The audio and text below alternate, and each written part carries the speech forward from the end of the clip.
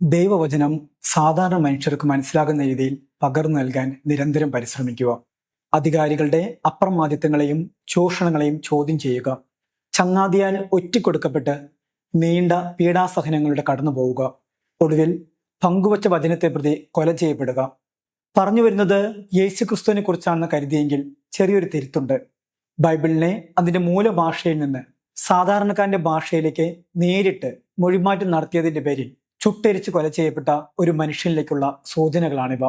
Bible പരിഭാഷകളുടെ ചരിത്രം പഠിക്കുമ്പോൾ, പാരമ്പര്യ ഭാഷകളെ പറ്റിയുള്ള അവകാശവാദങ്ങൾ ഉയർന്നു കേൾക്കുമ്പോൾ, ദൈവാരാധന വിട്ട് ഭാഷാരാധന എന്ന നിലയിലേക്ക് കാര്യങ്ങൾ ചുരുങ്ങുമ്പോൾ നിശ്ചയമായും ഓർമ്മകളിൽ ഒരു ഇടം നൽകേണ്ട വ്യക്തിയാണ് വില്യം ടിൻഡെയിൽ.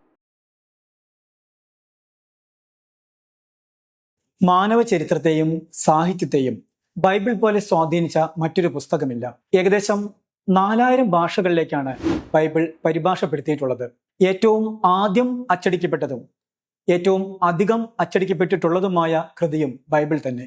ബൈബിളിന്റെ പഴയ നിയമം ഹീബ്രുവിലും പുതിയ നിയമം ഗ്രീക്ക് ഭാഷയിലുമാണ് എഴുതിയിട്ടുള്ളത്.